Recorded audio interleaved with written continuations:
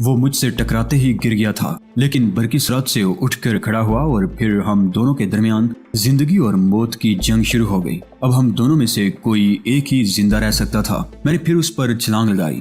اس نے کمال ہوشیاری سے خود کو بچایا اور ایک طرف ہو کر میرے جبڑے پر اتنی زور سے مکہ مارا کہ میری ریڑھ کی ہڈی تک میں آگ بھر گئی۔ میں اس کے حملے سے سنبھلنے بھی نہیں پایا تھا کہ اس کے مضبوط ہاتھوں کا ایک بھرپور وار میرے گلے سے نیچے پڑا۔ میں درد سے کرا اٹھا۔ وہ بھی لڑائی میں ماہر تھا، وہ مجھ پر باری پڑ چکا تھا۔ یہ میری خوش بختی تھی کہ اندر سے ابھی تک کوئی اور باہر نہیں نکلا تھا، صرف وہی مجھے رگیدنے کی کوشش کیے جا رہا تھا، مگر وہ اپنے فن سے کام لینے کے بجائے اپنے ریوالور سے کام لینا چاہتا تھا۔ اس نے مجھے جو نیم جان سا دیکھا تو اپنی جیب سے دوسرا ریوالور نکالنے لگا۔ اس وقت وہ میرے قریب تھا۔ اس نے دوسرے ہاتھ سے مجھ پر گنسا تانا، مگر میں اس پر سبقت لے گیا۔ میں نے اس کے سر پر ایک زوردار ہاتھ دے مارا جس سے وہ بری طرح ڈگمگایا تھا، لیکن اس نے اس کے باوجود میری پسلی پر ایک مکہ رسید کر دیا۔ میں مدافعت کرنے لگا۔ اس کے گنسوں میں بڑی طاقت تھی جس کی میں تاب نہیں لا رہا تھا۔ وہ مجھ پر مسلسل مکوں کی بارش کرتا تو شاید میں بچ نہ پاتا۔ اس نے ہولسٹر سے ریوالور نکالنے کی کوشش کی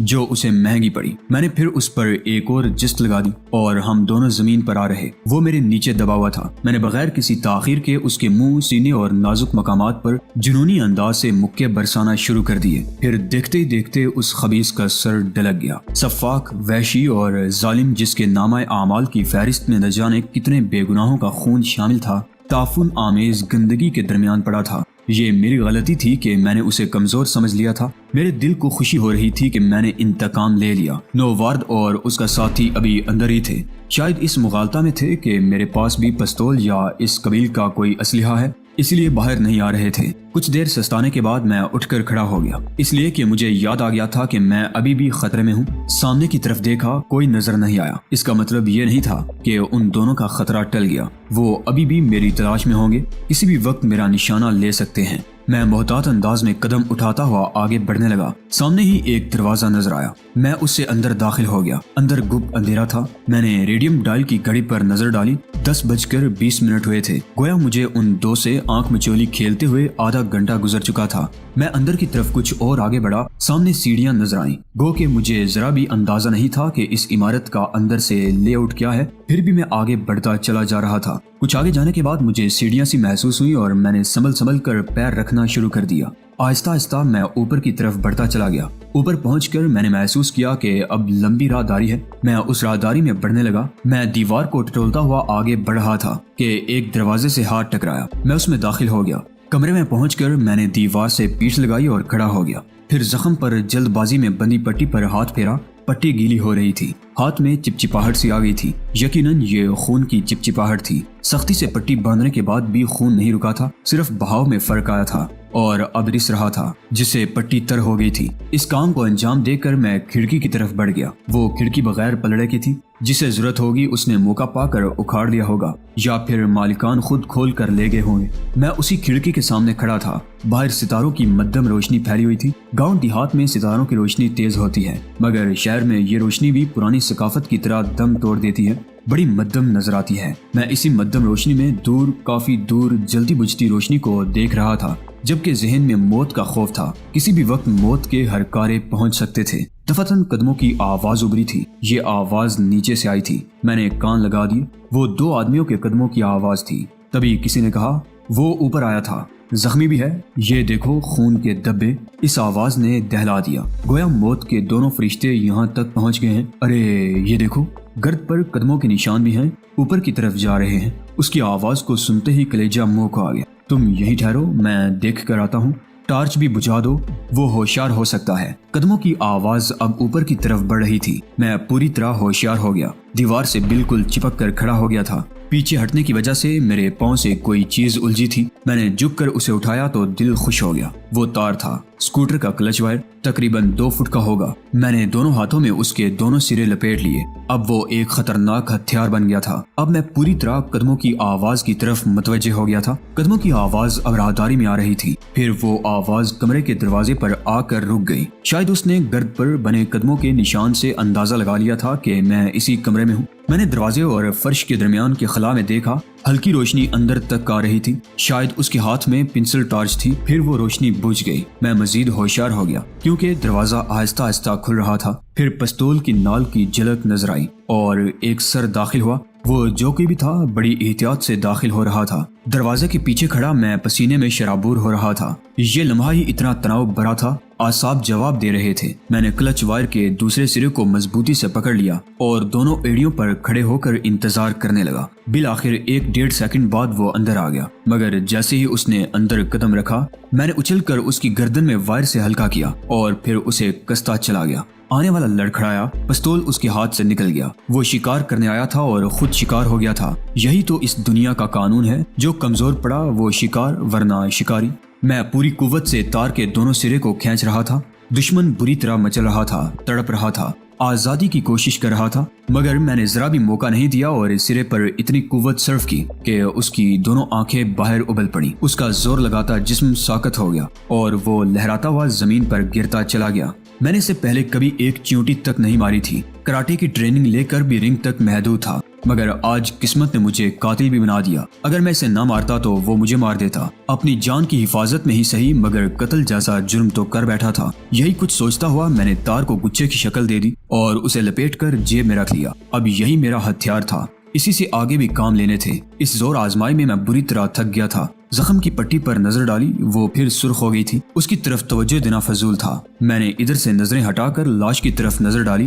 وہ سیدھا سیدھا دروازے پر پڑا تھا۔ وہ جب نیچے نہیں جائے گا تو اس کا ساتھی اوپر ضرور آئے گا۔ اس کی نظروں سے لاش کو چھپانا ضروری تھا۔ میں نے لاش کو کھینچ کر دروازے کے پیچھے دھکیلا تاکہ اندر گھسنے کے ساتھ لاش نظر نہ آئے۔ پھر پہلے کی طرح دیوار سے ٹیک لگا کر کھڑا ہو گیا۔ مجھے پورا یقین تھا کہ اس کا ساتھی اسے ڈھونڈتا ہوا اوپر ضرور آئے گا۔ ابھی زیادہ وقت نہ گزرا تھا کہ میرا اندازہ درست ثابت ہوا۔ سیڑھیوں پر قدموں کی آہٹ گونجی، پھر آنے والا دروازے تک پہنچ گیا۔ اس نے پہلے آواز دی، راہل، او راہل۔ وہ پکارتا ہوا دروازے کے اندر داخل ہوا۔ میں سمجھ گیا کہ مرنے والے کا نام راہل تھا۔ تیسری بار وہ آواز دیتا کہ میں نے ریوالور کا دستہ پوری قوت سے اس کے سر کی گدی پر مارا۔ وہ چیختا ہوا زمین پر گرا اور گرتے ہی بے ہوش ہو گیا۔ مجھے ترن والا سمجھ کر شکار کرنے آئے تھے اور خود شکار ہو گئے، میں نے اسے ٹھوکر مارتے ہوئے کہا، پھر وہیں بیٹھ کر پٹی بدلنے لگا۔ اس بار میں نے پٹی کے لیے بے ہوش شخص کی قمیض کو پھاڑا تھا۔ اس کام سے فرصت پا کر میں سیڑھیوں سے نیچے اترتا چلا گیا۔ عین اسی وقت باہر سے گولیاں چلنے کی آواز آئی۔ میں اپنی جگہ دبک گیا۔ اندر کمرے میں جاؤں یا باہر دوڑ لگا دوں؟ ابھی میں اسی بات پر غور کر رہا تھا کہ کچھ لڑکے اندر داخل ہوئے۔ ان سب کے ہاتھوں میں کلاشن کوفیں تھیں۔ ان میں سے ایک نے آگے بڑھ کر مجھے سہارا دیا۔ میں نے تشکر بھری نگاہوں سے ان کی طرف دیکھا۔ باقی اندر کی طرف پوزیشن لے کر بڑھے، تبھی میں نے کہا، اندر کوئی نہیں ہے، اوپر 2 لاشیں ہیں۔ لاشیں؟ کس کی؟ مجھے سہارا دینے والے نے کہا۔ ان کی جو مجھے پکڑ کر لائے تھے۔ ان میں ایک وہ بھی تھا جس پر مجھے شک ہے کہ وہی ان کو مارتا ہوا اندرے گراؤنڈ میں لے جا رہا تھا۔ میں نے اس لڑکے کی طرف اشارہ کیا جسے میں نے بندھن سے آزاد کرایا تھا اور جس کی پاداش میں وہ لوگ مجھے پکڑ کر لے آئے تھے۔ وہ مجھ پر تشدد کر رہے تھے، مجھ سے پوچھ رہے تھے کہ میں کس یونٹ کا بندہ ہوں۔ آؤ جلدی کرو، باہر نکلو، کسی بھی وقت پولیس آ سکتی ہے۔ اتنی دیر میں دوسرے لڑکے نے میرے سر پر پٹی باندھی تھی، جس کی وجہ سے سر پر جو ضرب لگی تھی اسے بہنے والا خون بند ہو گیا۔ وہ مجھے ساتھ لے کر باہر آئے۔ سڑک پر ایک ہائی روف کھڑی تھی، انہوں نے مجھے اس میں سوار کرایا۔ ہمارے بیٹھتے ہی وہ چل پڑی۔ کچھ دور جانے کے بعد ان میں سے ایک لڑکے نے پوچھا، ہاں بھائی، کس یونٹ سے تعلق ہے؟ میں، کس یونٹ سے؟ ان لوگوں نے بھی مجھ سے یونٹ کا پوچھا تھا۔ اب تم بھی پوچھ رہے ہو یہ یونٹ کیا ہے؟ میں نے پوچھا، اتنے معصوم نہ بنو، ہم اپنے لوگ ہیں، یونٹ 105 کے بندے ہیں۔ معاف کیجئے، میں پاکستان میں بالکل نیا بندہ ہوں، لندن سے آیا ہوں۔ وہ تو انسانیت کے ناطے میں نے ان کی مدد کر دی تھی اور یہی بات میرے لیے گلے کا پھندا بن گئی ہے۔ میں نے تقریباً رو دینے والے انداز میں کہا۔ میری بات نے ان سب کو چونکا دیا۔ وہ سب تعجب بھرے انداز میں ایک دوسرے کو دیکھنے لگے۔ پھر ان میں سے ایک بندے نے دوسرے سے کہا، بھائی اس کا کیا اچار ڈالنا ہے، چلتا کرو۔ ہاں، جب اپنا بندہ نہیں ہے تو رسک لینے سے فائدہ، چلتا کرو۔ دوسرے لڑکے نے کہا۔ ڈرائیونگ سیٹ پر بیٹھے لڑکے نے بریک پر دباؤ بڑھا دیا۔ ہائی روف رک گئی۔ اس لڑکے نے مجھ سے کہا، جا بھائی جا، مگر یاد رکھیو کبھی کسی سے ہمارا ذکر مت کیجیو۔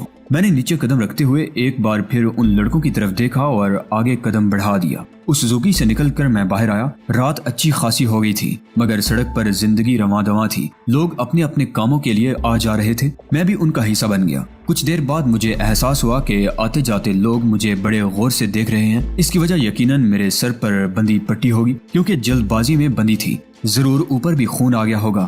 نظروں سے بچنے کا ایک ہی طریقہ تھا، اندھیرے کی باہوں میں پناہ لے لوں، اور میں ایک گلی میں مڑ گیا۔ وہاں ہر طرف اندھیرا تھا، ماحول پر سکوت طاری تھا۔ پتہ نہیں وہ کون سا علاقہ تھا۔ میں آگے ہی آگے بڑھنے لگا۔ مجھے امید تھی کہ میں زخمی ٹانگ کے ساتھ بھی یہ فاصلہ طے کر لوں گا۔ اگر میں سڑک تک پہنچ گیا تو رکشہ، ٹیکسی ضرور مل جائے گا۔ میں اسی خیال سے لنگڑاتا ہوا دھیرے دھیرے آگے بڑھتا چلا گیا۔ ہموار راستہ، زخمی پیر، پھر بھی میں نے کافی فاصلہ طے کر لیا تھا۔ اب سڑک زیادہ دور نہ تھی۔ میں نے کچھ دیر سستانے کا فیصلہ کیا اور وہیں ایک طرف بیٹھ گیا۔ گو کہ میں نے بہت زیادہ فاصلہ طے نہیں کیا تھا، بہت زیادہ پیدل نہیں چلا تھا، پھر بھی تھکن مارے ڈال رہی تھی۔ شاید یہ بہت زیادہ خون نکل جانے کا اثر تھا۔ میں نے ٹٹول کر پٹی کو دیکھا، وہ چپچپا رہی تھی، گویا خون اب بھی رس رہا تھا، مگر میں رکا نہیں، چلتا رہا۔ اس رات کو میں بھول نہیں سکتا۔ رینگنے کی رفتار سے میں چل رہا تھا۔ فاصلے سمٹ رہے تھے۔ سمٹتے ہوئے فاصلے نے بالآخر مجھے اس جگہ پہنچا دیا جسے سڑک کہہ سکتے ہیں۔ یہ سڑک نہ پختہ تھی اور نہ کچی، برسوں پہلے کولتار سے بنی ہوگی، مگر اب چھوٹے بڑے کھڈوں کا مجموعہ تھی۔ آثار بتا رہے تھے کہ دن بھر میں ایک دو بار کوئی نہ کوئی سواری گزرتی ہوگی، مگر اس وقت وہ ٹوٹی پھوٹی سڑک کسی عاشق کے دل کی طرح ویران نظر آ رہی تھی۔ جدھر سے روشنی نظر آئی تھی میں ادھر ہی بڑھنے لگا۔ وہ روشنیاں اب اور واضح ہو چکی تھی۔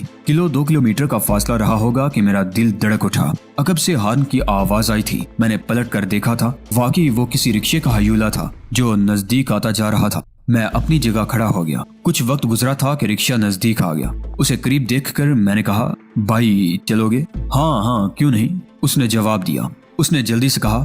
اس کی عجلت سے میں نے اندازہ لگا لیا کہ وہ ادھر ہی جا رہا تھا۔ رکشے والے نے ہاتھ راٹ پر رکھ دیا تھا، یہ اشارہ تھا کہ میں اس پر سوار ہو جاؤں، اور میں سوار ہو گیا۔ رکشے والے نے رکشہ سٹارٹ کر دیا۔ ٹوٹی ہوئی سڑک، جا بجا اینٹ پتھر کے ٹکڑے، رکشے کا پہیا اچھل جاتا، مگر رکشے والا بے پرواہ سا چلائے جا رہا تھا۔ اگر میں زخمی نہ ہوتا تو کبھی رکشے میں نہ بیٹھتا۔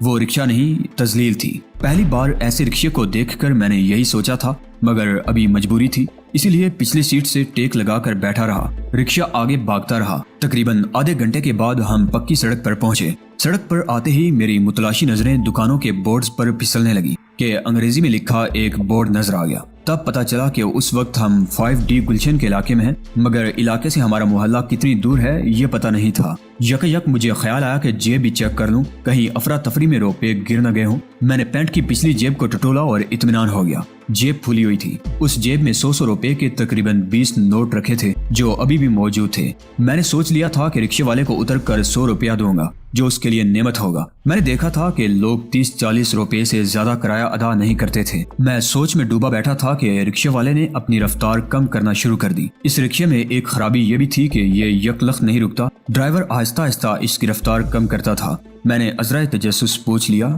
کیوں بھائی رک رہے ہو کیا؟ جی مجھے پیشاب کرنا ہے، یہاں سناٹا ہے، آرام سے فارغ ہو جاؤں گا۔ بڑی سڑک پر بیٹھا تو پولیس والے چالان کر دیں گے، جرمانہ دینا ہوتا ہے، ہم غریب کہاں سے ادا کریں گے؟ رکشہ روک کر وہ سڑک کنارے جا بیٹھا۔ میں اس کے لوٹنے کا انتظار کر ہی رہا تھا کہ یک دو نوجوان اندھیرے سے نکلے اور رکشے کی دو طرف کھڑے ہو گئے۔ ہلکی روشنی میں ان کے ہاتھوں میں پکڑے چاقو نظر آ گئے۔ یہ کون ہیں؟ کیا چاہتے ہیں؟ ابھی میں پوچھنے ہی والا تھا کہ ان میں سے ایک بولا، گھڑی اور پرس میرے حوالے کر دو۔ میں نے ناقد نظروں سے ان کا جائزہ لیا، پھر بولا، کیوں بھائی ایسا ظلم کیوں کر رہے ہو؟ چاقو دیکھا؟ ابھی گلے پر لکیر بن جائے گی۔ دائنی جانب کھڑے ایک قداور نوجوان نے کہا، اور اگر میں نہ دوں تو؟ میں نے اطمینان بھرے لہجے میں جواب دیا، لگتا ہے چاقو شیرک پر چلے گا، اگر تمہیں پرس چاہیے تو یہ لو۔ رکشے سے نیچے اترتے ہوئے میں نے کہا، یہ دو نوجوان میرا کیا بگاڑ سکتے ہیں؟ نیچے اترتے ہی دائنی جانب کھڑا نوجوان میری زد پر آ گیا۔ میں نے اترتے ہی ہاتھ چلا دیا تھا، اپنی کلائی سے اس کی کلائی پر مارا تھا۔ اس کے ہاتھ میں کھلا چاقو تھا جو چھوٹ کر دور جا گرا تھا۔ اپنے ساتھی کی حالت دیکھ کر دوسرا نہایت تیزی سے میری طرف بڑھا۔ درمیان میں رکشہ تھا، وہ گھوم کر آیا تھا، میں پہلے سے تیار تھا۔ جیسے ہی نزدیک پہنچا میں نے زخمی ٹانگ پر وزن ڈالا اور دوسری ٹانگ اٹھا کر پوری قوت سے گھوم گیا۔ میرے جوتے کی نوک اس کے چہرے سے ٹکرائی، جوتے کی سختی، گھومنے کی قوت، اس کا تھوبڑا بگڑ گیا، منہ سے خون کی چھینٹیں نکل آئیں۔ وہ ہائے ہائے کرتا ہوا بیٹھ گیا، اس کی حالت دیدنی تھی۔ رکشے والا جو کچھ دوری پر بیٹھا پیشاب کرنے کا ڈرامہ کر رہا تھا، اپنے ساتھیوں کو پٹتے دیکھ کر ان کی مدد کو آ گیا۔ آتے ہی اس نے گونسا چلایا، مگر اس کا گونسا مجھ پر کیا پڑتا؟ میرے گونسے نے اس کا مزاج پوچھ لیا۔ ساتھ ہی ساتھ میں نے کہا، کیوں بیٹے یہ اوور ٹائم لگا رہے تھے نا؟ शहरियों को लूटने का अच्छा तरीका निकाला है। जवाब में उसने एक मोटी सी गाली दी। उस गाली ने कमाल कर दिखाया। मेरी रगों में खून की जगह गुस्सा दौड़ गया और मैंने गाली का जवाब देने के नाम पर ऐसा गुस्सा रसीद किया जो उसके लिए यकीनन यादगार बना होगा। वो लड़खड़ा कर पीछे हटता चला गया। वो पीछे हटा तो उसका पहला साथी जिसने लात खाई थी मेरी तरफ दौड़ा, बिल्कुल ऐसे जैसे वो टक्कर मारकर मुझे गिरा देगा। मैंने फौरन ही उसका जवाब दिया, पूरी कुव्वत से उसके सर पर घूंसा मारा और वो एक ही घूंसे में जमीन पर गिर गया। कुछ देर तड़पा, फिर लंबा लंबा लेट गया। अब 2 बच गए थे। मेरे लिए उन दोनों की कोई हैसियत ना थी, मगर मैं जख्मी भी था, ढेर सारा खून बहा था, बल्कि अब भी बूंद बूंद रिस रहा था जिसकी जानिब मेरी तवज्जो नहीं थी। गुस्सा पागलपन की एक किस्म है। पागलपन में दर्द तकलीफ हवा हो जाती है, इंसान खूंखार हो जाता है। मैं भी खूंखार बन चुका था और उन दोनों को खूनी नजरों से घूर रहा था। वो दोनों अब सहमे सहमे नजर आ रहे थे। ये मेरे हक में बेहतर था। मैंने मजीद रोब डालने के लिए कहा, अगर मरने की तमन्ना है तो ठहरे रहो, पिटते रहो, और अगर जिंदगी अजीज है तो मौका का फायदा उठाओ और 9-2-11 हो जाओ। शायद वो भी फरार चाहते थे। मेरा जुमला खत्म होता कि उन दोनों ने दौड़ लगा दी। रिक्शे को भी लेना गवारा न किया। मैं अकेला क्या करता, सो मैंने कदम बढ़ा दिए। कुछ दूर चलने के बाद स्ट्रीट लाइट की कतार नजर आ गई। मैंने कदम तेज कर दिए, जबकि मुझसे चला नहीं जा रहा था, फिर भी लंगड़ाते हुए बढ़ता जा रहा था। सड़क पर पहुंचते ही एक चाय खाना नजर आ गया। उस चाय की दुकान के सामने एक टैक्सी भी खड़ी थी। उस टैक्सी ने मेरे जोश को आवाज दे दी। मैं मजीद तेजी से आगे बढ़ने लगा। रिक्शे वाले की हरकत ने मुझे होशियार कर दिया था। लुटेरे हर मुल्क हर जगह होते हैं, मगर यहाँ के लुटेरे तो प्लानर्स थे। कितनी उम्दा प्लानिंग की थी। वीरान जगह पर खड़े हो गए कि अकेला राही मिलेगा तो उसे लूट लेंगे। उन्होंने तो लूट लिया होता अगर मेरी जगह कोई और होता। ये तो मेरी कुव्वत इरादी थी कि जख्मी होते हुए भी मैंने मुकाबला किया। कहीं ये टैक्सी वाला भी लुटेरा न हो। इसी शीशोपंज में डूबा हुआ मैं उस दुकान तक पहुंच गया। टैक्सी ड्राइवर पठान था। उससे मैंने कहा, खान भाई चलोगे? चलेगा, कहाँ जाना है? उसने चाय का सिप लेकर कहा।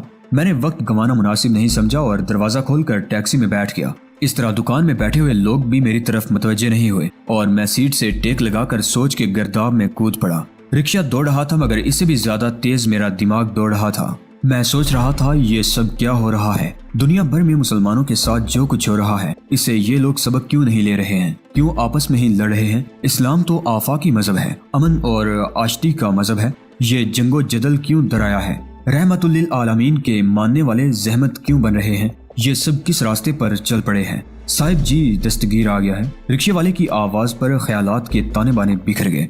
मैंने चौंक कर बाहर देखा। सामने ही वो गली थी जिसके एक घर में मेरे अब्बू वगैरह रह रहे थे। मैंने किराया देने के लिए जेब में हाथ डाला था कि दिल दक से रह गया। मुझे ख्याल ही नहीं था कि उछल कूद में मेरा पर्स गिर चुका है। अब मैं रिक्शे वाले को पैसे कहाँ से दूं? इसी पर गौर कर रहा था कि गली से एक लड़का बाहर निकला। जैसे ही उसकी नजर मुझ पर पड़ी वो ठिठक गया, फिर निहायत फुर्ती से मेरे करीब आया और बोला, आपको इस तरह बाहर नहीं निकलना चाहिए था। मैं उस रिक्शा वाले को किराया देने की सोच रहा था। मैंने कहा, कितना किराया देना है? उसने अपनी जेब में हाथ डालते हुए पूछा। उसने किराया अदा करके मेरा हाथ पकड़ा, तकरीबन खींचता हुआ मुझे अपने साथ गली में लाया और अपने घर के खुले हुए दरवाजे के अंदर धकेल कर बोला, आपने बहुत बड़ा रिस्क लिया है। रिस्क? कैसा रिस्क? मैंने पूछा।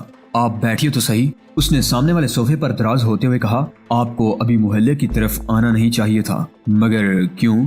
मैंने पूछा। इसलिए कि आपकी तलाश में पुलिस आई थी। उसने कहा, मेरी तलाश में? मगर क्यों?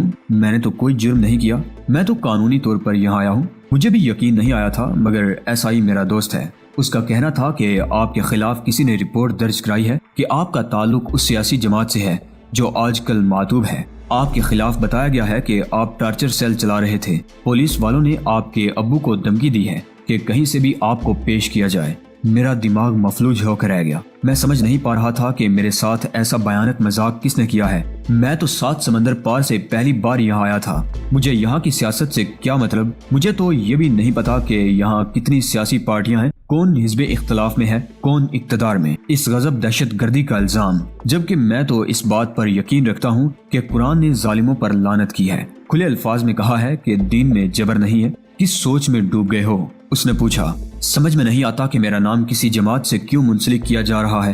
फिर तुम मुझ पर इतने मेहरबान क्यों हो रहे हो? आप लंदन के खुले माहौल से आए हैं, इसलिए बता देने में कोई हर्ज नहीं है। दरअसल मैं फमीदा को पसंद करता हूँ, वो भी मुझे पसंद करती है। बहुत जल्द हम एक होने वाले हैं। हमारे यहाँ भी सब राजी हैं और आपके यहाँ भी। इसलिए मैं आपको गैर नहीं रिश्तेदार समझता हूँ। यही वजह है कि मैं आपके लिए परेशान हो उठा हूँ। उसकी बात पर मैं हैरान हो उठा। मैं उसे देख ही रहा था कि वो बोला, आपका किसी से झगड़ा वगैरह तो नहीं हुआ है? झगड़ा तो नहीं कह सकते, गलत फहमी जरूर कह सकते हैं। हुआ ये था कि मैं घर वापस आ रहा था। सामने वाले पार्क में एक बंदे पर कुछ लोग तशद्दुद कर रहे थे। मेरी नजर पड़ गई। मैंने उस बंदे को उनसे छुड़ाने की कोशिश की, उसे बचा लिया। उसे अलविदा करके मैं घर की तरफ चल पड़ा। अभी अपनी गली में दाखिल हुआ भी नहीं था कि कुछ लोगों ने मुझे जबरदस्ती एक गाड़ी में बिठा लिया। एक घर में ले जाकर तशद्दुद कर रहे थे कि एक दूसरे ग्रुप ने आकर छुड़ा लिया। बस यही हुआ है। मैंने उसे पूरी बात न बताकर आधी और अधूरी बात बताई और उसके चेहरे का जायजा लिया। उसकी पेशानी पर फिक्र की लकीरें उभर आईं।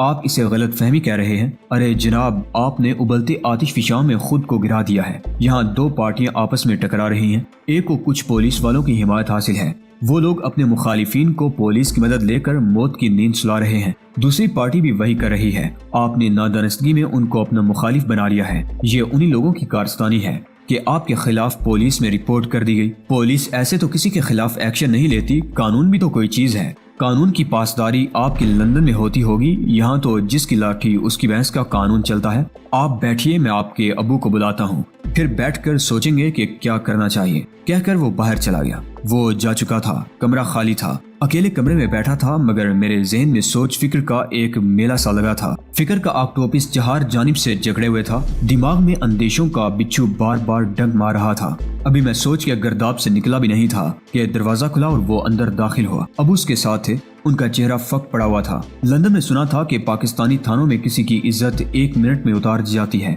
यकीनन उनके साथ भी कोई बुरा सलूक हुआ है, इसीलिए उनका चेहरा कोरे लट्ठे की तरह सफेद पड़ गया है। उन्होंने आते ही मुझे सीने से लगा लिया। वो सिसक रहे थे।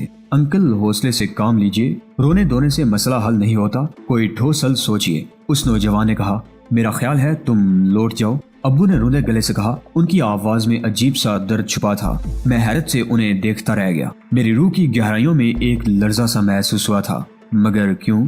मैंने जब कुछ किया ही नहीं तो फिर फरार का रास्ता क्यों अपनाऊं? मैंने जवाब दिया, दरअसल मैंने सोच लिया था कि मैं अखबार का सहारा लूंगा, ब्रिटिश एम्बेसी को इन्वॉल्व करूंगा ताकि मेरे अब्बू पर कोई आंच ना आए। मगर इंसान सोचता कुछ है, होता कुछ है। अब्बू ने टूटे टूटे लहजे में कहा, तुम क्या ये चाहते हो कि मेरे हाथों में हथकड़ियां लग जाएं? अभी तो मोहल्लेदारों ने गवाही दे दी है कि मेरा कोई बेटा नहीं है। मैंने बेफाम भी दिखा दिया है। मगर जब वो लोग तुम्हें मेरे घर से बरामद करेंगे तो मेरा क्या हशर होगा? तुम्हारी माँ बहनें थाने में खड़ी होंगी। तुम्हें अगर मुझसे मोहब्बत है तो तुम चले जाओ, तुम्हें मेरी कसम है। मैं सोचने लगा कि इंसान भी कितना मजबूर है, लाचार है। मजबूरी का खंजर प्यार मोहब्बत का गला दबा देता है, इसलिए मैं मोहर बल्लब रह गया। अब्बू ने अपनी कसम दे दी थी और मैं मजबूर हो गया था। उसी नौजवान के साथ मैं एयरपोर्ट के लिए उसी वक्त निकल गया। मैंने सोच लिया था कि मुझे जो भी फ्लाइट मिलेगी मैं उसी से निकल जाऊंगा, क्योंकि मेरे ख्वाब बिखर गए थे। जिन आंखों में ख्वाब बसे थे वहाँ अब किरचियों का बसेरा था। ख्वाब बिखरने की चुभन बेचैन कर रही थी।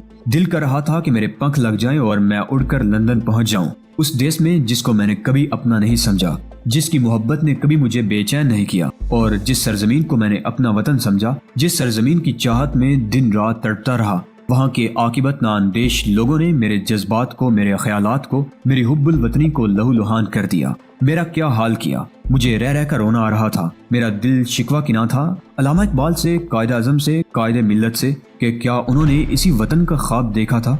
रास्ते भर वो पता नहीं क्या क्या पढ़कर मुझ पर फूंकता रहा। शायद वो खुद भी खौफ में मुब्तिला था। उसे डर था कि अगर मुखबरी हो गई तो क्या होगा। लेकिन कर्म अल्लाह का कि हम बाहिफाजत एयरपोर्ट पहुंच गए। इत्तेफाक की बात है कि एक कैंसिल शुदा सीट मिल गई और मैं वहां से बासानी लंदन के लिए चल पड़ा। सीट से टेक लगाकर मैं सोचने लगा, मेरा जुर्म यही है ना कि मैं मुसलमान हूँ। क्या मुसलमान होना जुर्म है जिसकी सजा दुनिया के हर कोने में दी जा रही है? दुश्मन भी दे रहे हैं और दोस्त भी। आखिर मुसलमानों का मुस्तकबिल क्या है? सोते जागते, आंसू बहाते हुए हैथरो तक पहुंच गया। कस्टम वालों ने मेरे सामान की तलाशी ली तो उन्हें एक काबिले एतराज चीज मिल गई। एक टीन का छोटा सा डब्बा जिसमें मेरे पाक वतन की मिट्टी थी, जिसे मैंने इस ख्याल से ले लिया था कि इसकी खुशबू मुझे वतन की याद दिलाती रहेगी, उस वतन की जो मेरे वालिद का वतन है। दूसरी काबिले एतराज चीज कुरान पाक का नुस्खा था। उन लोगों को हैरत थी कि एक ब्रिटिश पाकिस्तान से आ रहा है, कुरान साथ ला रहा है तो यकीनन दहशत गर्द होगा। मैं सोच रहा था ये कैसा वक्त आ गया है कि मुसलमान होना,